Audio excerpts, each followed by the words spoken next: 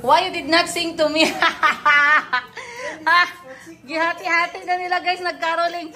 Auntie, what happened? You better tell. We cannot wait for that story. We went for Christmas caroling. We were calling it like that. What did you use for caroling? Show me. Where did you put it, Calby? That one was shaking. Ah, you have to look. I think we left them outside. We made that the other day, so today we went. I did not even know. So where did you go? We went to Nanai. Then we went to the security guard. Went to some home. Then I went at the shop. They were so much happy. People were just surrounding us. What were you singing? Actually, we were only singing 2 songs, right? The rest disappeared. We were singing We Wish You a Merry Christmas. Then Jingle Bells, Jingle.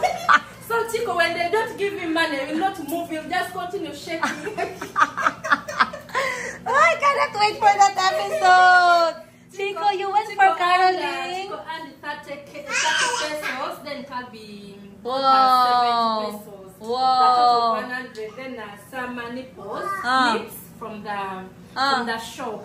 It was so nice. Nana was so happy. And the security guard, they were so happy they couldn't believe. Yeah. Oh, that is so nice. And then I was like, can you sing more, Chico, sing. It was really nice. We enjoyed. I cannot wait. They wanted us, Calby and Chico wanted us to go again. The other side, even we move out of the gate, we go, each house we go. Then I told them tomorrow. Did Ate Buji go? No, they remained behind with Mayumi. Calby, what did you sing? Show me.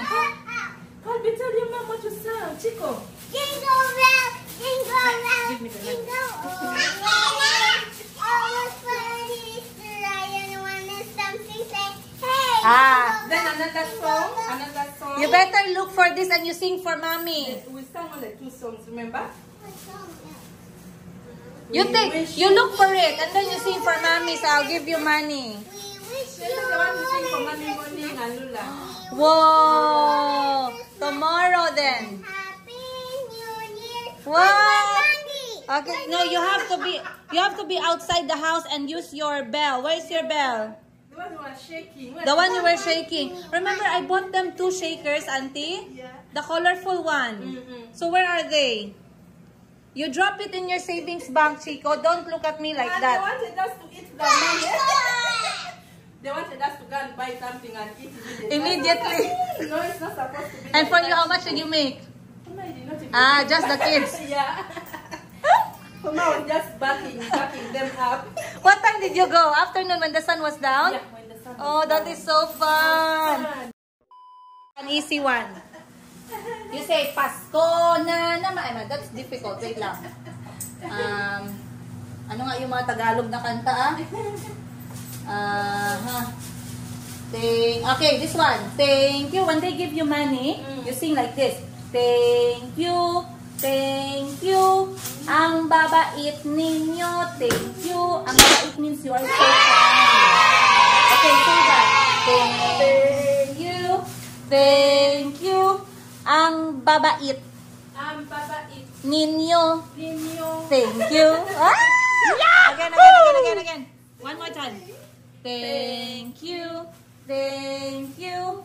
Ang babait. Ang babait. Ang Ang babait babait ninyo. ninyo. Thank you. Thank you. Aha! Okay, one more. Come on, we Yay! Okay, 1, 2, 3, go! Thank you, thank you. Ang babait ninyo, thank you. Yay! You practice that one. Ang babait babait ninyo, ninyo. thank you. Babait means kind. Ninyo means you. Ang babait ninyo, thank you. Ah, people will love that. They will give you 1 million pesos. 1 million shillings. What else? Pasko na naman. O kay tulin ng araw. Ay, that one is difficult. Wow, they went for caroling, guys. I did not even know. Good job, Auntie. Yeah, we went. Oh, And we that's are not good. shy. We are just. You're not shy and you're not scared. Chico could just go and help me. Ayo. Oh my gosh! Are you serious? What is the meaning of ayo? Ayo. It's my local language, not even Tagalog. Tagalog is our national. Ayo is my dialect, local dialect. It means anyone home? Anyone home? Ayo. Ayo. It's like Cody. Yes, like that. Aha. So when you say ayo, it's like you're looking for someone inside that place. Wow. We couldn't leave Nana's gate. Man. You know, they are shouting, ayo, even the dogs were barking. I'm so proud of you guys. Good job. So where is that? Did you upload already? Not yet. I want to see that. It was really nice. We enjoyed Wow. Auntie, you're a Filipino now. it. Yeah. So that's what we call Christmas caroling. It's one of our traditions every time it's Christmas. Anyone can do it. And it's not really nice if you shoo them away. You have to accept them, welcome them, let them sing their song. You can give any amount, any. Because it's the purpose of caroling. And the security guard was saying, Auntie, you Wait, go the other wait. side. Auntie, the other side. Ah. Go. Auntie, there, no. What did I say? Wait. The security guard was so supportive. Auntie, call him because it's hot here. Auntie, call him because it's hot here. Wait lang, it's hot here. Come, chica. Wow, that is so nice, Auntie. Good job. Wow, ang galing guys. Nagkaroling pala sila. Kasi tinuruan ko si Auntie paano gumawa nung kiling-kiling. Yung Christmas caroling na instrument, traditional instrument natin na gawa sa pansan o yung takip ng Coca-Cola, mga soda, soft drinks, ganun. So sabi ko kay Mama, dalhan niya kami kasi sa tindahan ni Mama maraming ganun. So nagdala si Mama ng apakadami. Ngayon, tinuruan ko si Auntie kung ano yung gagawin at nagawa nga nila. Kanina pala nagcaroling sila sa bahay-bahay dito. Ang galing, tuwang-tuwa daw lahat ng pinagkarolingan nila, hindi makapaniwala na isang Afrikana nagcaroling. Auntie! Look for the thing you made because we're going to use it to caroling tomorrow. Mag-caroling tayo kay Madam 10 Gibbs. Baka mabigyan tayo ng 1,000. Maybe Madam 10 Gibbs will give us 1,000. Yeah, you never know. You never know. Yeah. Let's see. That was fun.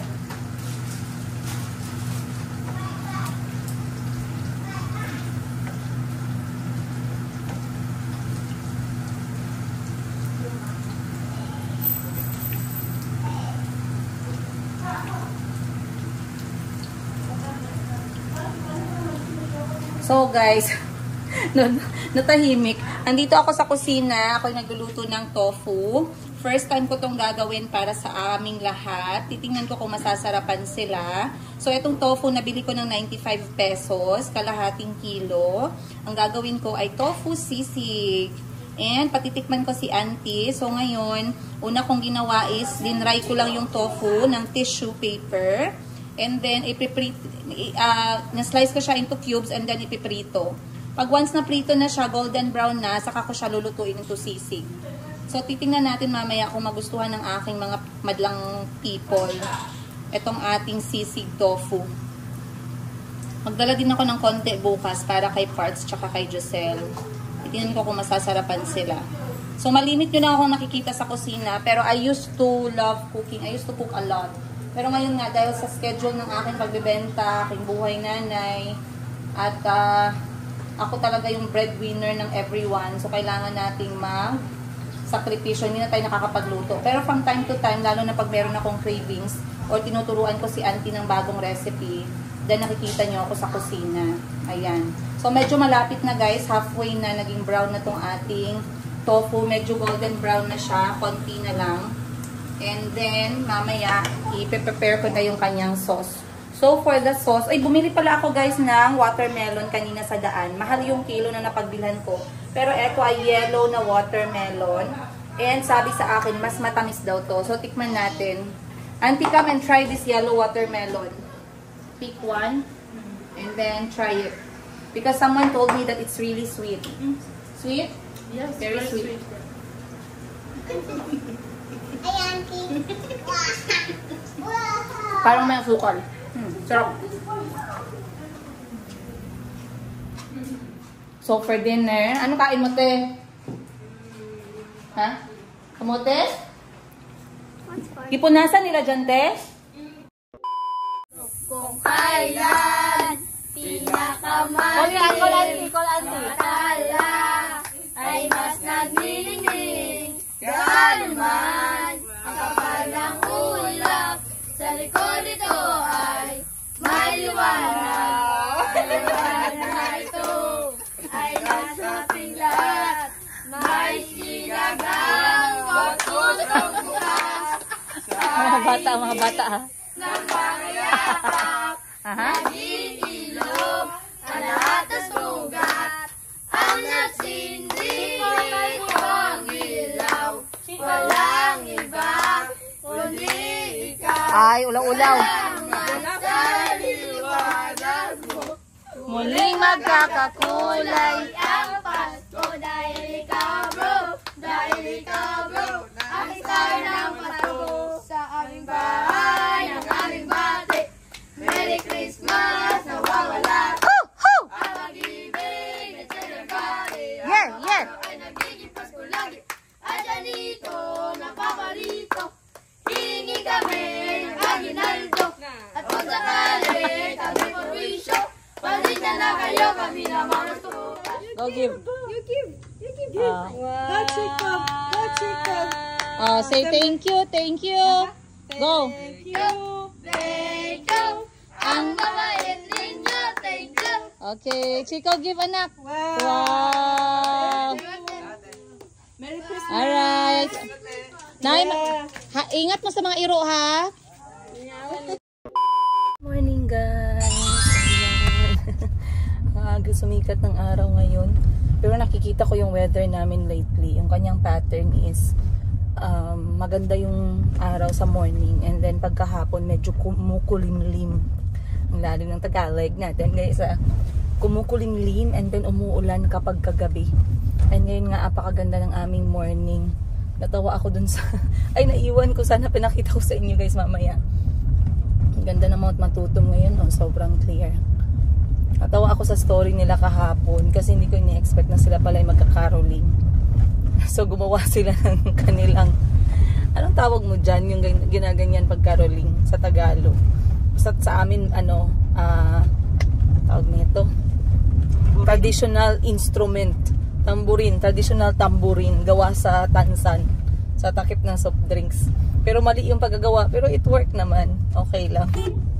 So, nagbahay-bahay pala sila kahapon. Edi sobrang natuwa yung mga kapitbahay namin.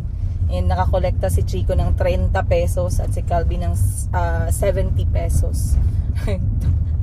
Tapos yung kanta nila, guys, 2 kanta lang paulit-ulit. So, practice kami ngayon para mamaya mas maganda yung performance level pag doon tayo nagkaroling kay Madam Ten Gibbs. So, eto guys, hindi ko alam kung ano yung mga memories ninyo sa ganitong klaseng caroling, yung tawag nito, traditional na caroling baga. Kasi ako, ang gaganda ng memories ko dyan sa traditional caroling na yan. When we were younger, one of our unforgettable childhood memoir ay yung pagkakaroling tuwing Pasko. Kasi normally, hindi kami pinapayagan lumabas ng aming tatay, lalo na ni Papa kapag kagabi. Pero dahil nga caroling happens in the afternoon from 6 PM down hanggang gabi, mga alas 9, ganon. So wala silang choice. Kasi isa yan talaga sa napaka-common na ginagawa before. Ginagawa pa rin naman siya hanggang ngayon. Pero dati talaga, guys, yung hindi pa uso ang rabies. Ngayon kasi yung rabies parang grabe na, guys, no? Nakakamatay na talaga, kaya medyo nakakatakot mag-caroling. Tsaka maraming mga dog owners ang hindi responsable sa pagbantay ng kanilang... I-open mo muna ang window kasi may langaw. Lahat ng windows muna. Yan.